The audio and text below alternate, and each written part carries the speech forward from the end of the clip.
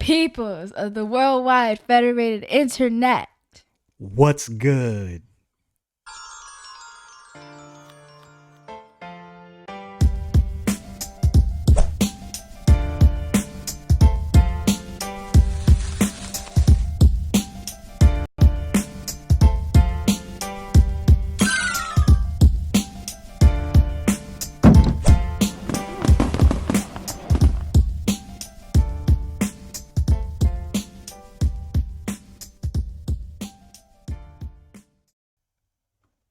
So, me and my daughter had a very candid conversation as we were driving to the beach today.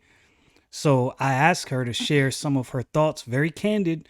These are things that are not comfortable, but I think they are things that are necessary. But before I get to those thoughts, I want to take you to the Gospel of Matthew, chapter 19 and verse 7. So, let's check this verse out and then we're going to get to these thoughts.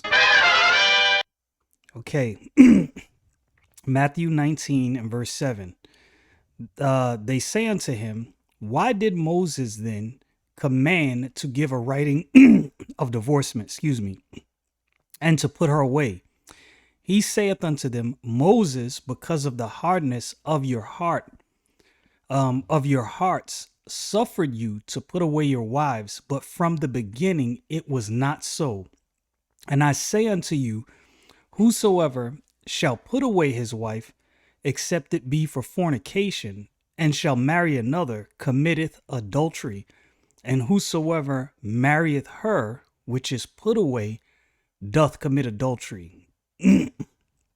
So I wanted to get into that, and you're going to see why this is relevant to what we're going to discuss today. And again, I ask you to say exactly what you said to me when we were on our drive. Don't hold anything back.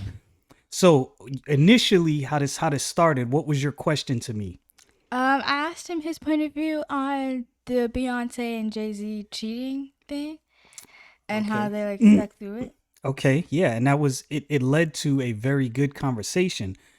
And also what it led to is it led to some candid conversations. Now, you guys know I've talked about my divorce in the past. It's no secret. I don't hide it.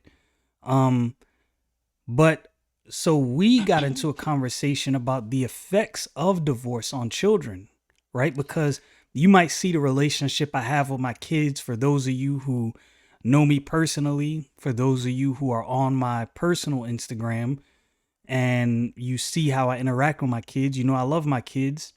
You know that as far as earthly things are concerned, my kids are important, supremely important. And some people might see that and they might go, and I know some people do this, well, he's divorced and he has kids, so if we get divorced, it'll all work out and everything will be good. This conversation, as I said, is going to be uncomfortable. We're going to go over some things that we discussed, and you're going to see that divorce absolutely affects children. This is what I hope from this video. If you are married, if you are considering divorce, if your spouse has not cheated on you, if y'all just not getting along, if it's, some problem with some sin, whether it be alcoholism or pornography, or maybe your husband or wife is addicted to gambling, some things that can be worked out, right? Realistically, everything can be worked out if people are willing to work. My goal is if you have kids, you will watch this and you will consider some of the things that my daughter is going to say. So, we talked about the effects of divorce on children. And I said, well, how has it affected you? And what did you tell me? Be honest. Okay, so I have commitment issues. I can already tell that from the way I act. I don't like PDA from relationships. That just weirds me out. And whenever I go to friends' house and their parents are married, it's very weird for me to see that because I didn't grow up with that. Now, I'm about honesty and transparency to a certain degree, right? There's so much transparency you can give. Of course, some things you're going to keep close to the hip. You're not going to allow all your information out in the streets. But when it comes to things like this, I'm not going to try to sugarcoat this. She just explained to you how me and my ex-wife's divorce has affected her. She has explained to you that she can already tell she's going to have some commitment issues, right? And she's still young, right? She's not dating or I'll break her neck. She already knows that. But she knows enough and we have enough conversations that she understands some of the problems that she can already see welling up. So let's talk about the commitment issues. What do you think about me and your mom getting divorced has affected you as far as how you see commitment? I think it's growing up not seeing like a stable, not to say that you guys aren't like stable or anything, you guys are very friendly. It wasn't like a messy divorce or anything. But like seeing a stable relationship in the household, I think that kind of affected like why I have commitment issues. I just feel like if I were ever to get into a relationship, I couldn't commit to somebody because it's just weird to me. Okay, and that's honest, right? So these are, like I said, these are the effects of divorce. Can you get divorced? Can it be friendly? Can your kids not see you guys at odds? If you have kids, yes, you can. But does that mean that they're going to be unaffected? And I think this is the fallacy that some have. Some people believe, oh, because we're friendly, my kids won't be affected. Everything will be all right. You just heard what she said. It's weird for her to see a stable relationship. That's now I'm jovial in the way I talk, but if you think that's not crushing to me, you are sadly mistaken. I wish I could turn back the hands of time, and I wish this was something that I can undo. It can't be undone. What's done is done. Now, moving forward, the thing I love about my children and the thing I love about the relationship we have is that at a minimum, we could at least have candid conversations about these things and hopefully do some repairing with God's help. So going into a relationship, my children don't have the problems that I had. What do you think? So what you were kind of young when me and your mom separated, but as you were, I guess, growing up, getting older, what did you think when you had friends who had parents who were together? Like, did you ever wonder like why are my parents not together or why are their parents together? Did those questions ever? No, because you guys were very straightforward with this. You were just like, look, me and your mom are not together anymore. It's not to say that we don't love you guys. It's just, us, the problems in the relationship. But it was weird to like go to a friend's house and then see like, oh, their parents are together. That's kind of weird. Did you ever wonder why, like at that age, like at that young age, did the thought ever cross your mind? Well, why are my parents not together? No, Okay. because Mhm. you told us everything. You were very honest with us. You never like kept it a secret. And I think that's a problem when people get divorced and they try to keep their kids out of it. Like you should be straightforward with them. You shouldn't try to keep them in the dark because that will just end up hurting them worse. Yeah, and it wasn't a information overload for those who are Yeah, thinking that. We yeah. we we rolled things out slowly, but we didn't want our kids to grow up with lingering questions. What happened? Why didn't it work? Who did what? Hmm. And the approach that I believe we both took, I can't speak for your mom, but I believe she took the same approach as we tried our best. Now it didn't, not full transparency, it wasn't always this way. We were at the beginning, it was a little angry. And then a lot of the fault is on my part. I will admit that. And so at some point, me and her both decided, all right, for our kids' sake, we grew up in broken homes. We have to do whatever we can to repair this moving forward so that hopefully they don't have the same issues we had. So whenever the kids would ask us questions, like if they ask me what happened, I would tell them, look, this is what I did wrong. If you want the other side of the story, ask your mom and she can tell you whatever she chooses to divulge. The idea was I didn't want to tear down their mom, and I'm pretty sure that was reciprocated. We tried to keep that neutral ground at least. What do you I think? I feel like your relationship got better. Like you got closer over time. And I think that had a lot to do with the discussions. We had a lot of, so me and her mom had a lot of backdoor discussions that the kids were not privy to, but it was pretty much the damage was done, right? So you got to be, you have to realize and take responsibility and ownership for your actions. We got divorced. I won't get into all of the details of that, but the responsibilities on both of us. We should have figured it out. We got 4 kids. We should have figured it out and fought tooth and nail to make this work, right? But once we got divorced and the damage was done and there was nothing we could do to turn that back, okay, now we have to do what we can to make sure our kids have the best environment possible. Now, this is not, and this is why I hope this video, if you have friends who have kids that are thinking about divorce and they have a marriage that's salvageable, and what I mean by that is we all know people who have what I call the microwave mentality with relationships. Oh, he doesn't pick up after himself. I want to leave. Oh, she don't ever want to cook. I'm ready for a divorce. Come on, like y'all got to get over that. So for people who have microwave problems that can be fixed, worked out, please send them this video. And the reason I want you to send them this video is because I want people to understand many people see people who are divorced and they see the kids and the kids seem like they're okay and they think, oh, there was no damage. It takes a lot of work to like make sure your kids are okay when you're like getting a divorce. It's not like all easy. You have to like check up on them constantly and see how they're doing with like dealing with everything and stuff. It's not easy peasy. It is not at all. And we did that a lot. I had a traveling job, for many years. And it was a lot of phone calls, a lot of conversations, a lot of time with my kids. Those who know me will tell you my time was consumed with spending time with my kids when I was home. It was seldom. I've never been a partier, right? That's just never been my MO. I didn't do, much of any of that. So if I wasn't at the beach or at the comic book store, where was I?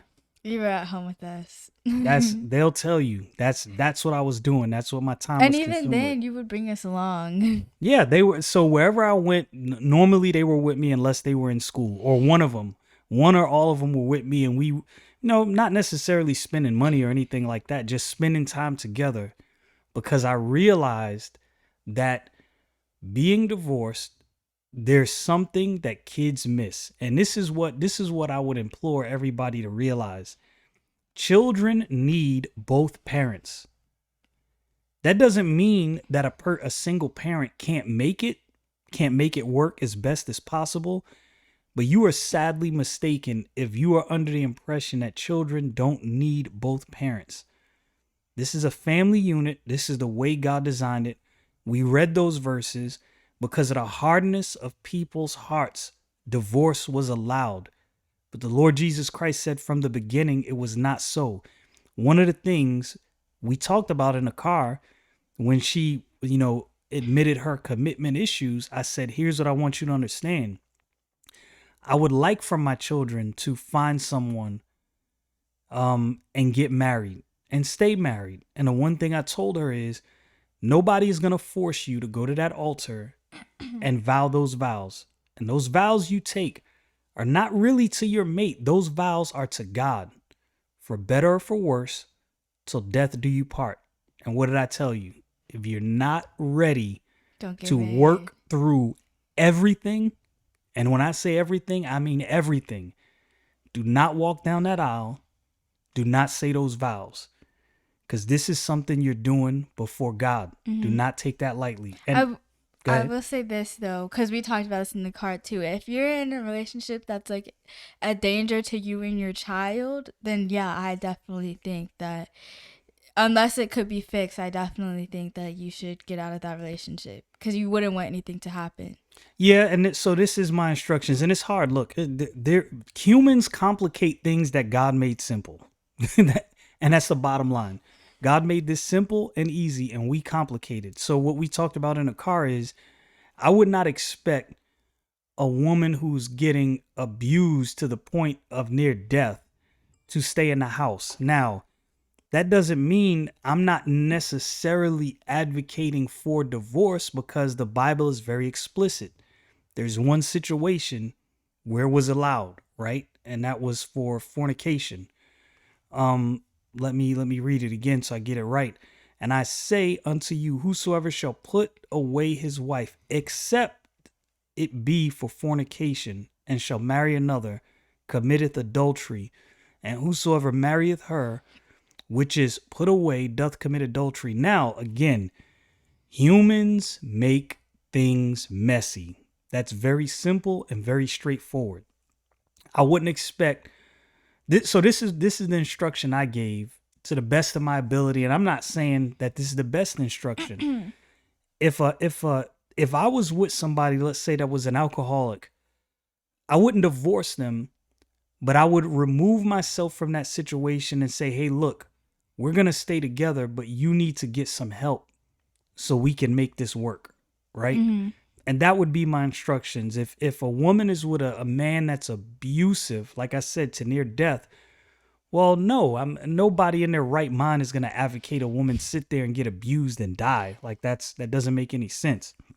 That doesn't necessarily mean I'm advocating for divorce. That's one of those complicated situations where I honestly don't know what advice I would give other than, hey, get away from the abuse, right? Other than that, I would have to pray about how exactly to approach the situation. It's hard. Yeah, with cheating too. I guess if you cheated once, I can understand that. I could understand like working through it, going to counseling. But if it's like a repeating thing and that person just can't stay committed to one person, I would definitely and it can't be fixed with counseling, I would get a divorce if I was in that situation. Yeah, this is, like I said, this is an honest conversation. I did not push her answers. I'm not telling her what to say. I did not raise my kids that way. This is the way I raised my kids. I am saved. I got saved when I was 20 years old. My kids will tell you there's several conversations that you're going to have if you're talking to me. It's going to be sci-fi, comic books, history, politics, and the main course is going to be the Bible. My kids will tell you, but I didn't force the Bible on my kids. Not that I didn't raise them up teaching them biblical things, and the reason I didn't force it, I don't want my kids to believe by force. That's not true belief. I want them to believe this because they believe it. There's many people, and I'm not saying my way is the right way. I'm not saying that. I'm telling you what I did. I've seen many people who grew up in a Christian household. They leave that house and they turn into hellion. When we were younger, I mean, we used to pray and we used to read the Bible, but like as we got older, it kind of stopped because I can understand like he didn't want to force us to do anything we didn't want to do. I wanted them to want to do it. That's the bottom line. I wanted them to want to do it. Now, I know a lot of people are going to hear this and they're going to go, oh my goodness, sacrilege. I can't believe you didn't force them. Look, I am not telling you my way is the right way. It could be wrong. This is something I've prayed, toiled over. The Bible says, train up a child in a way he should go, and when he is old, he will not depart from it. I understand that, and I know that's what a lot of people go to. I have a lot of thoughts on these issues. Y'all know how I think. But I want my children to actually believe the Bible, not just go along with it just to go along with it, because that's not going to get them anywhere. But with that said, back to the conversation on relationships. Now let's talk about the issue of PDA for those who don't know. Go ahead. Before you do that, I also feel like people think that a divorce is like a get out of jail free card. Yes, that's a good point.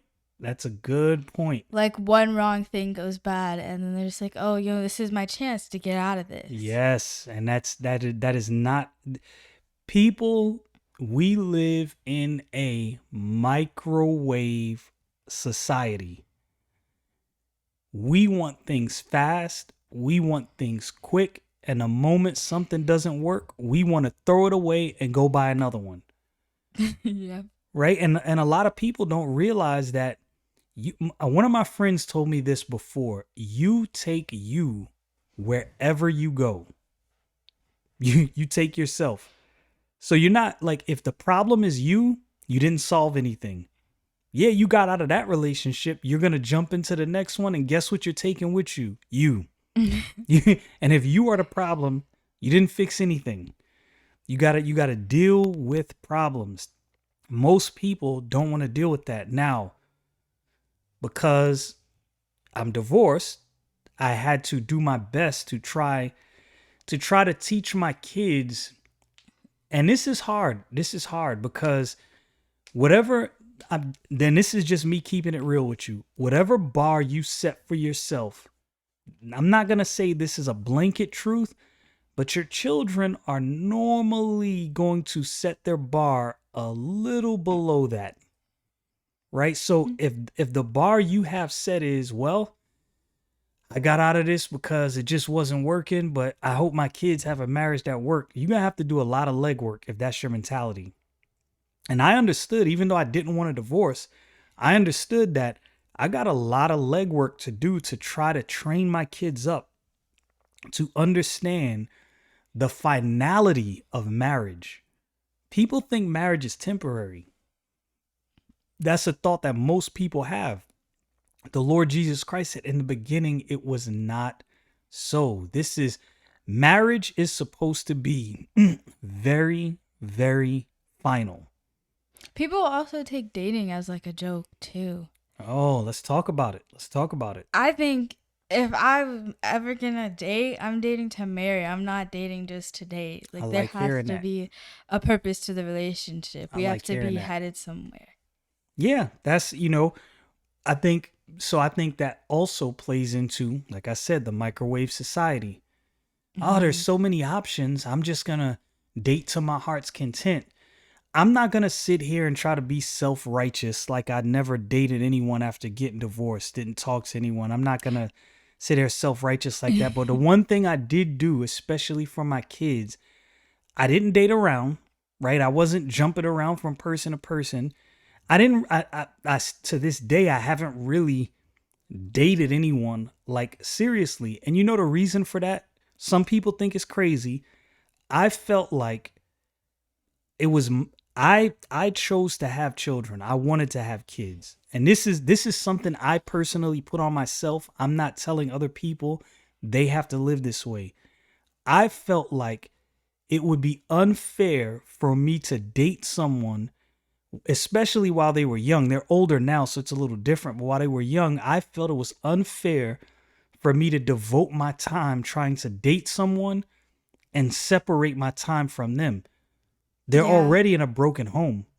Well, we wanted you to date. I know. They told me several times, Dad, when you going to get someone? Sooner or later, I'll find somebody. I mean, I understood, but I always felt like I didn't want to have to split my time between you guys and someone else, right? Because like when you guys were young, if I married someone and let's say I had another kid, well, now I have to split my time between you and between this other family. And you didn't ask to come into this world, right? I decided to have kids. So I felt like it was my responsibility. I'm going to have to take that L. Mm-hmm. Time to put on my big boy pants and take that L. I feel like dating too is like a pre-marriage thing. So if you don't want to communicate in that relationship, then obviously during marriage, nothing's going to change. Ooh, that's a good one. Dropping some gems. I like hearing that. You were paying attention during all those talks. I like that. Conversation is a big, big deal, which is one of the reasons, like this conversation that you're seeing on this video, this is not, and she can attest to this. Like I said, I'm not forcing her to say anything. This is not contrived. These are the kind of conversations me and my children have on a regular basis. Yeah. Complex conversations over complex issues. And I give them my biblical standpoint. I'm not trying to force them to believe my biblical standpoint, but I lay a solid foundation. Here's what the Bible says. This is what has informed my belief on this issue, and here's how I believe this should be handled. And communication is one of those things we talked about a lot because Mhm. people don't like to communicate. That's a big deal. Yeah.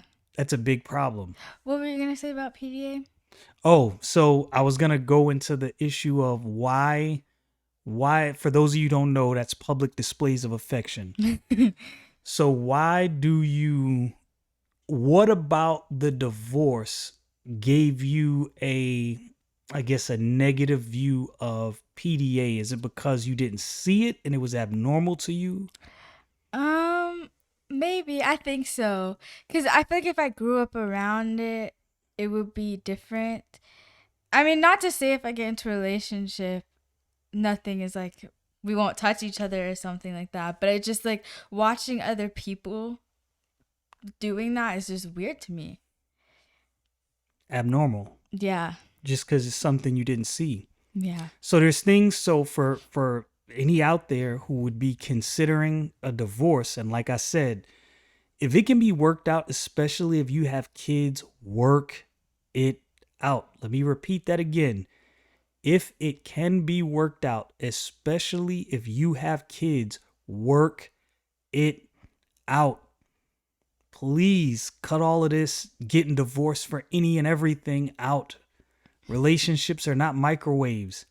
You don't get to burn that hot pocket, throw it away, and grab another one out the fridge and just throw it in and put it on the same exact temperature for the same exact time and expect that it's somehow going to come out good now. What's the definition of insanity? Doing the same thing over and over and over again and expecting different results? That's the age we're living in. We're living in an insane age. So would you say that the conversations that we've had over the years about these lingering issues from me and your mom's divorce has helped you at all? Or do you feel it's been maybe so helpful? I think it's helpful because there's like kids at school and their parents are divorced too. And then I hear them talk and they're just like, oh, I have to go to my dad's house this weekend. This is going to suck. Or, oh, I have to go to my mom's house this weekend. It's going to suck. Like, we didn't go through that. I loved and we enjoyed spending time with you. I think because you talked to us so much about everything. So I feel like if you don't communicate, then your kids are going to be like, I have to hang out with my dad this weekend. That's going to suck. Yeah, and me and her mom, like I said, we took sacrifices, both of us. And once we both realized the error of our ways, we also understood they didn't ask to be in this situation. So we took sacrifices, right? Go I ahead. also think that the thing that helped the most is that you guys did like we all did things as a family. Like you and Right. mom, we would go out as a family. It wasn't just like separate. Movies, Disney World, spring break vacations. Yeah. Yeah, it was sacrifices that we made. And many people like, so this is what's funny. All of you guys friends, what did they used to say about me and your mom? They were just like, your parents are divorced? I thought they were still married. And I'm just like, no. And that was intentional. That wasn't an accident. Not that we were trying to act like we were married, but we tried to conduct ourselves in such a way, especially in front of the children. Now, again, I'm not going to sit here and feign to you self-righteous. Me and her mom at times were at each other's throats. It happened. Unfortunately, it did happen, right? So I'm not trying to feign like I'm some kind of self-righteous, oh, I did this right. No, but what we did understand is we have to do whatever we can in our power to show them something so that they end the cycle of broken homes. And I know that might sound hypocritical because we got divorced, but it is my desire and it is my prayer that the cycle of broken homes within my lineage does not carry itself to my children. And then people have the nerve to tell me that I'm lying too when I tell them that. It's so funny. I'm just like, no, I'm not lying. Yeah, it was like I said, it was intentional. We got a lot of good memories, a lot of family vacations. That Disney World trip, that first one, Oh yeah, the that was food. pretty. Yeah, that was pretty It's epic. crazy. Yeah, that was pretty epic. We went to what was that? When did we go to Disney World again? What was that last year? We went to Yeah. the Star Wars land that they had just opened. Mm-hmm. Yeah, that was pretty dope. that was pretty dope. We got to get on the Millennium Falcon. Oh, I it was felt like amazing. yeah, I felt like I was walking through Tatooine. If you have not been to Disney World, to that Star Wars theme park, you are missing out. I'm telling you. Yes. If you're a geek, you need to go. You need to go. That's like the geek mecca. But so that I mean, that was pretty much what we discussed in the car. What was the other thing we discussed? There was one more thing. We discussed the commitment issues, PDA, and there was one other issue that you brought up, and I Um, can't remember what it was it was. cheating? We did talk about cheating, the effects of cheating, what it does, how you can get over it, how you can work through it. Mm-hmm. That's not an easy topic. Yeah, That's I feel that like if somebody cheated on me, even if it was just one time, that would take like it would take a lot on me, like mentally. it's hard. It's hard. It's not easy. Um that's not cheating is one of those things where, and this is something that I explained to her, and we talked about this many times. Cheating honestly has nothing to do with the person being cheated on, even though they That's how feel we take right. it. If Yeah. if you feel like it's you, like you were lacking something, a Mm-hmm. lot of times it's actually something that the person who is cheating actually lacks. Something that they don't have that honestly can't be fulfilled by a person. And me and a brother at church talked about this. There is a God-sized hole in people's hearts and minds that can only be filled by God, that can only be satisfied by God. And there's many things that people go through, whether in childhood or adulthood, that sometimes leads to an incorrect perception of how relationships should be conducted. And there's a lot of inadequacies in people that lead to cheating that really have very little to nothing to do with the person that they're with. Mm-hmm. The unfortunate thing is you can't control how a person reacts to what you do, and you can't get mad. You could say, "Oh, it's not your fault," but a person is going to react how they're going to react. You can't control that. And that's something that you can't get mad at once the reaction comes. I feel So like that's what I hear a lot, like in cheating relationships. People are just like, "Oh well, it wasn't my spouse's fault. Like it wasn't on them. It was like on me." do you think that's hard to accept, even if you know it to be true? Do you think it's still hard to accept? Yeah, because you could say something. It's like I think it's what you do and how you show that it wasn't their fault. Right, right. Yeah, these are all things hard to deal with. But the purpose of this video today is for those of you out there that are maybe in a rocky marriage, you have children, you think they won't be affected at all. Let me tell you, there is a price to pay if you want your children to grow up correctly once that divorce is final.